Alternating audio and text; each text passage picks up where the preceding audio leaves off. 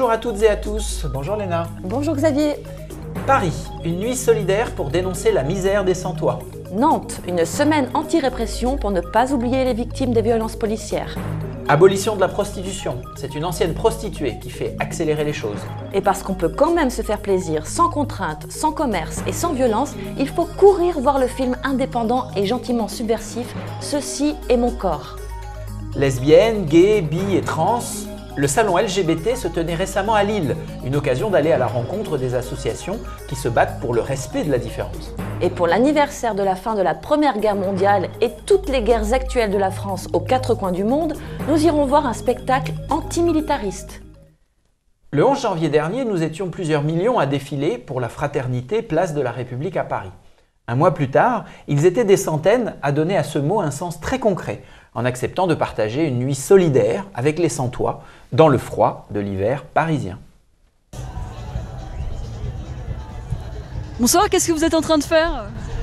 Eh bien écoutez, je suis en train de m'installer pour la nuit solidaire. Vous allez passer la nuit sur la place de la République? Voilà, nuit sur la place de la République. J'étais déjà en 2007 pour la précédente nuit solidaire et ça me semble important qu'en tant que responsable associatif, on ne soit pas là uniquement pour monter sur un podium et se faire voir, mais qu'on soit là au bout de la nuit. Lançons ce soir un appel solennel à la mobilisation générale des pouvoirs publics et de toute la société contre la pauvreté et le mal-logement. 34 présidentes et présidents d'associations impliquées dans les questions de logement et d'hébergement se sont mobilisés place de la République à Paris le 12 février. Un appel pour ne plus lutter contre les exclus, mais contre l'exclusion des mal logés. Alors pourquoi on se met dehors? Pourquoi est-ce qu'on est ici comme ça et qu'il y a cette immense agora? C'est parce qu'on est convaincu que le problème du mal logement, c'est pas un problème d'association. C'est un problème qui concerne tous les Français. Les politiques, ils bougent, si quoi? Pas si quelques associations viennent les voir. Si elles prennent conscience que oui, la société considère que c'est pas normal. Même les oiseaux du ciel ont des nids, mais les êtres humains n'ont pas d'abri. Est-ce que c'est juste? Je suis venu dormir avec ceux qui dorment dans la rue tous les jours, parce que moi, il y a un an, je dormais encore dans la rue. On est toujours à vouloir nous proposer des choses qui ne correspondent pas aux besoins des gens. Parce que quand on ramasse quelqu'un à la rue, on va lui dire « j'ai une solution pour toi, c'est celle-ci ». Or, souvent, la situation, elle n'est pas adaptée à la personne. Le grand principe de l'autoréhabilitation accompagnée, c'est que c'est l'habitant lui-même qui décide de son projet, de ce qu'il veut faire. Nous l'accompagnons bien sûr dans sa décision, nous lui donnons des conseils éventuellement, mais c'est fondamentalement lui qui décide de ce qu'il va faire et c'est lui qui réalise les travaux avec l'accompagnement d'un professionnel du bâtiment qui est un de nos salariés. Comment trouver un emploi quand on se fait balader de gauche à droite tous les soirs?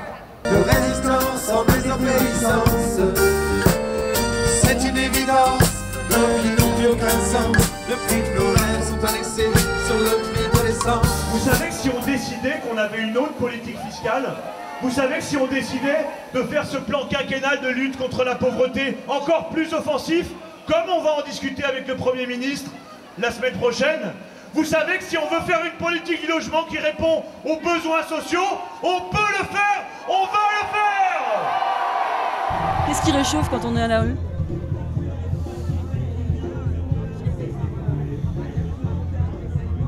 Rêver du soleil. Et avant le retour du soleil, organisateurs et mal logés se sont réveillés ensemble, place de la République, accueillis par un petit déjeuner solidaire. Le blanc, c'est le jaune. En 2015, le logement occupe cependant encore une place déterminante pour amoindrir les inégalités sociales. En octobre dernier, Rémi Fraisse était tué par un gendarme lors d'affrontements sur la zone à défendre du Testet. Combien sont-ils avant lui et depuis avoir été blessés définitivement, voire tués par les forces de l'ordre, bien souvent en toute impunité? À Nantes, une semaine de mobilisation est prévue pour organiser la riposte politique en faveur des victimes de la répression. Vous souvenez-vous, il y a un an, Nantes sous les lacrymos. La manifestation contre l'aéroport de Notre-Dame-des-Landes avait été bloquée à l'entrée du centre-ville et des dizaines de personnes avaient été blessées, dont 3 qui ont perdu un œil. Depuis, de nombreux manifestants ont été inquiétés par la justice et des condamnations exemplaires ont été prononcées. Le rendez-vous un an après tombe cette semaine. Au-delà de la lutte contre l'aéroport et dans la continuité des mobilisations suite à la mort de Rémi Fraisse, une semaine de la résistance est organisée contre tous les grands projets inutiles et contre les violences d'État. Une série de débats est prévue dans les bars de la ville, une manifestation aura lieu samedi, square d'Avier, et une assemblée générale clôturera les événements en présence des collectifs de blessés pour organiser la lutte unie dans notre diversité. Rosanne Hichet, une ancienne prostituée, était reçue ces jours-ci au Sénat pour demander et obtenir que la loi votée par l'Assemblée nationale 14 mois auparavant fasse enfin l'objet d'une discussion. Abolition de la prostitution. Il y a 14 mois, l'Assemblée nationale votait une loi pour renforcer la lutte contre les systèmes prostitutionnels. Mais le Sénat ne semble pas prêt à en discuter. Le 10 février 2015, après avoir parcouru la France pour récolter 30 000 signatures, cette ancienne prostituée, une survivante, arrive à Paris pour demander que le débat s'ouvre enfin au Sénat. Pourtant, il y a 10 ans, elle était pour l'ouverture de bordels. Après 10 ans de recherche déjà sur moi personnellement, 10 ans justement à parler avec les clients, à parler avec les personnes aux alentours, 10 ans à consulter psy et tout ce qui va avec, je me suis rendu compte effectivement que j'avais un sérieux problème déjà moi personnel, qu'il fallait déjà que je me soigne et que je réfléchisse sérieusement à ce que je pratiquais. Une fois qu'on en sort, au bout de quelques temps, on prend conscience que ce qu'on a fait est tout simplement insupportable. Moi aujourd'hui, si je me retrouve sans manger, je ne me vois pas aller voir un homme pour lui dire écoute, voilà, j'échange, fais un échange. Jamais, je ne pourrais plus. Je suis guérie. Nous, on est là avec nos sacs de couchage, avec Rosanne qui a fait 800 km pour l'abolition de la prostitution, avec ses 30 000 signatures entre les mains et on demande à être reçu par le Sénat. Sinon, on ne bouge pas, c'est pas grave, on a nos couvertures et nos 9 sacs de couchage. 61 associations et collectifs anti-macho et féministes ont soutenu Rosanne Hichet. Le corps des femmes n'est pas une marchandise. Tous demandent un débat éclairé où il est fondamental de répondre honnêtement à des questions que Rosanne ne s'empêchait pas de poser à ses clients. Je leur demandais, mais si un jour tu apprenais que ta fille se prostitue, que ta femme s'est prostituée, ou que ta sœur se prostitue, tous étaient unanimes à dire que ce n'était pas possible. Après quelques heures de manifestation, Rosanne et ses soutiens sont finalement reçus par la présidence du Sénat. Je demande aujourd'hui à ce qu'on soit reçu parce que je n'ai pas marché pour être vue dans les médias, sincèrement je m'en fous.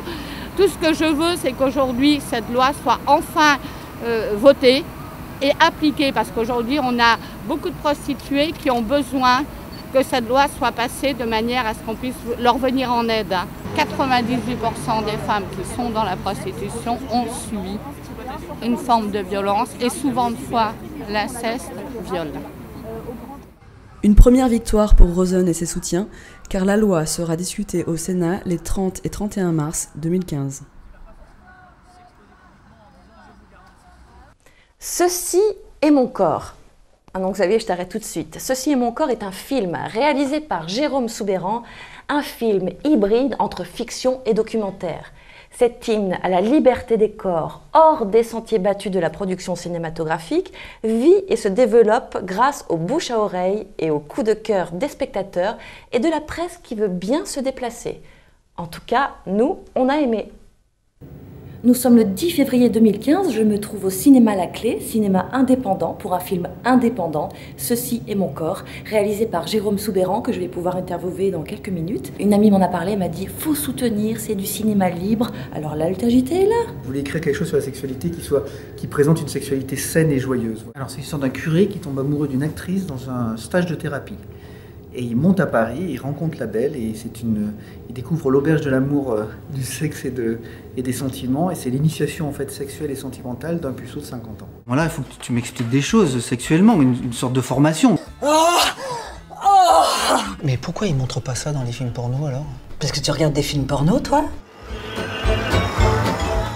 il y a aussi en noir et blanc des petits bribes de documentaires, et notamment il y a mon histoire à moi où je raconte qu'est-ce que d'avoir écrit ce film m'a révélé, à savoir un secret de famille, que ma grand-mère est une fille de curé. C'est sûr cette histoire de chanoine? Ou c'est ce que j'ai découvert quand j'ai écrit le film. Et parallèlement, j'ai interrogé Michel Serres et Michel Onfray sur Saint Paul et sur certains extraits de ses épîtres. Moi, quand j'ai abordé Saint Paul, je ne l'ai pas abordé avec le logiciel judéo-chrétien. Je l'ai abordé avec la liberté d'esprit du philosophe qui dit « bon, je lis, je regarde, je vois, et je me dis, ce type est un malade ». C'est vraiment des textes qui rabaissent la femme, qui mettent la femme plus bas que tout, au service de l'homme, etc. Et qui rabaissent la sexualité, le corps, le désir. Alors c'est sûr, au cinéma, c'est et puis la femme, elle jouit. Mais dans la vie, ça marche pas comme ça. Dans la vie, nous, on a besoin de contournements, d'approches subtiles, de délicatesse, de caresses, et puis des mots doux. Surtout des mots doux. Parce que tu vois, chez nous, ça va du cœur au sexe. Oui, alors je sais, chez vous, c'est du sexe au cœur, seulement voilà. Ah ben, un film indépendant, aujourd'hui, c'est un film qui est fait qu'avec de l'argent, c'est fait qu'avec notre argent, c'est-à-dire avec très peu d'argent, et le travail des collaborateurs qui ont participé en participation. Tous les professionnels qu'on a eus, c'est des gens qui en avaient un peu marre du système et de ronronner dans un système très établi, quoi. On est en 10e semaine là dans ce cinéma à Paris, on est en 12e semaine à Toulouse, on commence à être projeté dans le sud, et il y a une espèce de bouche à oreille qui fait que les spectateurs le demandent et qu'on va commencer une petite tournée en France. Voilà, contre toute attente, puisqu'il y a 0 centime de promotion. Donc, si vous avez des amis, voilà, conviez-les, puisque vous êtes notre raison, ceux par qui nous existons, quoi. Voilà. Alors toi, Xavier, qui n'est pas encore allé, tu pourras le faire la semaine prochaine, car Ceci est mon corps a été prolongé pour la 11e semaine consécutive au cinéma La Clé. Et le 21 février, vous pourrez même rencontrer l'équipe à l'issue de la projection du film. N'hésitez pas, ils sont vraiment super. Coloré et militant, le 4e salon LGBT, pour lesbiennes, gays, bi, transgenres, s'est tenu il y a quelques semaines à Lille. Étaient réunis une 50aine de stands associatifs, des commerçants, des artistes et des acteurs des luttes en faveur des droits LGBT. Le tout pour informer et sensibiliser 1500 visiteurs aux questions d'homosexualité et de genre. Bonjour à toutes et à tous et aux autres. Nous sommes avec Franck Danvers, le président de la LGP, Lesbian and Gay Pride. Bonjour Franck. Bonjour. Cette année à Lille, ce sera les 20 ans de la Lesbian and Gay Pride. Et je crois qu'à cette occasion, ça va devenir la Lesbian and Gay and Bi and Trans Pride. Oui, ça veut dire tout simplement la LGBT Pride au lieu de la Lesbian Gay Pride. Ça faisait déjà quelques temps qu'on y pensait et ça devient légitime. Le nom de l'asso ne changera pas parce que c'est un nom et qu'on a plusieurs LGBT en France, mais effectivement, on doit inclure systématiquement l'été dans les revendications et dans le nom de l'association. Amnesty International est présent lors des Gay Pride. On a présenté au public une carte des Gay Pride plus ou moins dangereuses en Europe. Et tous les ans, il y a une Gay Pride où Amnesty va être présente comme observatrice pour regarder ce qui se passe. Donc moi je suis délégué Nord-Pas-de-Calais de l'association SOS Homophobie, donc une association nationale, et en région notre action est principalement axée sur les interventions en milieu scolaire. Donc on sensibilise chaque année des milliers d'élèves dans les collèges et les lycées pour faire de la prévention contre les LGBT-phobies.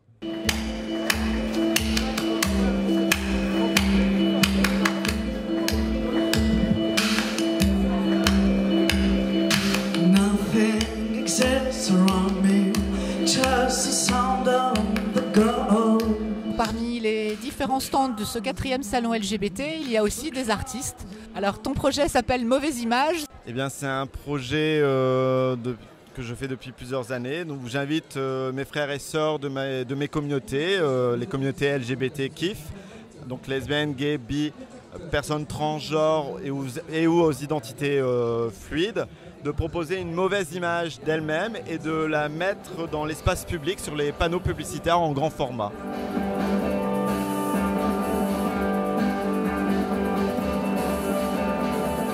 Nous poursuivons notre promenade dans le 4e salon LGBT de Lille et je suis avec Delphine sur le stand Homo Vert. Bonjour Delphine. Bonjour Flore. Les Verts étaient les premiers à défendre l'existence de la PMA dans la loi sur le mariage pour tous. Et c'était déjà un projet qui avait existé auparavant, pour lequel il avait fallu aller à l'étranger. Et par chance, la Belgique étant proche, ça s'était fait dans cette optique-là. Mais je serais ravie de pouvoir faire toutes ces démarches en France de façon légale, sans détourner la loi. Alors aujourd'hui, nous sommes présents sur le stand avec une pétition pour une personne transgenre norvégienne. Et maintenant qu'elle est à la retraite, elle veut s'assumer comme femme. Et c'est très difficile parce qu'elle ne veut pas subir tout ce qui est demandé par la loi norvégienne, c'est-à-dire un suivi psychiatrique. Comme l'impose la France encore, changer l'état civil passe par une stérilité, ce qui est quand même extrêmement grave. Exactement, donc ce traitement est assimilé par Amnesty International comme un traitement cruel, inhumain, dégradant. Donc on invite tous les participants à ce salon à venir signer notre pétition qui s'adresse très précisément au ministre de la Santé et au service de soins norvégien pour demander que cette personne puisse changer de genre sans subir tous ces tracas, on va dire, c'est un faible mot, et aussi, puisqu'on est une organisation qui s'appuie sur les textes de loi, demander aux autorités norvégiennes de changer leur loi. Quand la loi n'est pas bonne, on la change. Non, non, non, je ne regrette rien. Non, non, non, rien de rien. Xavier, je passe du coq à l'âne, mais tu trouves pas que les paroles de la Marseillaise sont quand même ultra violentes? Aux armes, citoyens. Qu'un sang impur abreuve nos sillons, qui sonne presque comme un slogan de la politique étrangère de la France, avec toutes les guerres au Moyen-Orient. En Afrique, si, c'est une horreur, cet hymne. Alors justement, pour trouver un peu de paix, l'Altergité est allée au spectacle du duo pacifiste Teatro Dei à la Grande Médiathèque de Lille. Reprise de morceaux connus, lecture de textes d'époque et militantisme en musique, vivons avec eux 3 minutes de rencontres désarmantes. Défends ta chair, défends ton sang, avec la guerre et les tyrans. Alors aujourd'hui, l'Altergité a assisté au spectacle du duo Teatro Dei, qui s'appelle Quelle connerie la guerre. Ce duo est composé de Pascal et Brigitte. Oui, en fait, l'histoire est très simple. On est un couple. Depuis très longtemps, on fait de la chanson, de la musique à deux. Et puis en 2011, on a eu l'idée de monter un vrai spectacle. On a monté un premier spectacle qui s'appelait Quand j'étais de gauche. Et au bout de quelques temps, on a eu envie de monter un nouveau spectacle. On voyait arriver les commémorations de la Grande Guerre et on s'est dit, vu notre position et notre passé, on ne pouvait que faire un spectacle avec des chansons antimilitaristes et pacifistes. Alors il y a des guitares évidemment, il y a aussi un mélodica, un accordéon. L'idée pour nous c'était en tout cas de faire un spectacle à deux, de faire un spectacle intimiste et surtout aussi d'utiliser des instruments facile à transporter d'un point de vue technique et puis qui apporte une couleur au spectacle, une couleur différente. Bon, je pense notamment au xylophone, enfin le métallophone, qui donne vraiment un aspect très doux à des chansons ou à des textes très forts, très durs. Lolo s'est couché une nuit juste au pied du maréchal de France. Alors pendant le spectacle, vous dites faire l'amour, pas la guerre. Qu'est-ce que ça vous inspire? Je dirais qu'en gros, c'est rappeler nos origines militantes. Et l'idée, c'était à la fois, avec ce florilège de chansons antimilitaristes et pacifistes, de revenir à ça. Je dis toujours, pour savoir où on va, il faut se souvenir d'où on vient. Là, c'est vraiment nos racines, c'est vraiment notre cahier des charges, c'est notre cœur de métier, notre cœur de cible, c'est vraiment ça. Faites l'amour, pas la guerre. Et expliquer qu'actuellement, on est en train, effectivement, de nous parler de guerre de religion. Moi, je pense qu'on est plus dans une guerre du capitalisme et une guerre économique, que la religion a peut-être pas grand-chose à voir là-dedans. Je trouve aussi qu'il y a un côté sectaire. Par exemple, ces jeunes qui partent en Syrie sont endoctrinés. C'est de l'errance. Enfin, moi, je ne comprends pas qu'on n'essaye pas de réfléchir autour de tout ça. Et en tout cas, dans notre propos, nous, cet effort de mémoire, c'est aussi de chanter la Marseillaise de la paix, parce qu'on veut apprendre à nos enfants à l'école la Marseillaise. Ça me choque, ça me met en colère. Si vous lui parlez de la guerre, si vous lui dites liberté, elle vous montrera la pierre où ses enfants sont enterrés.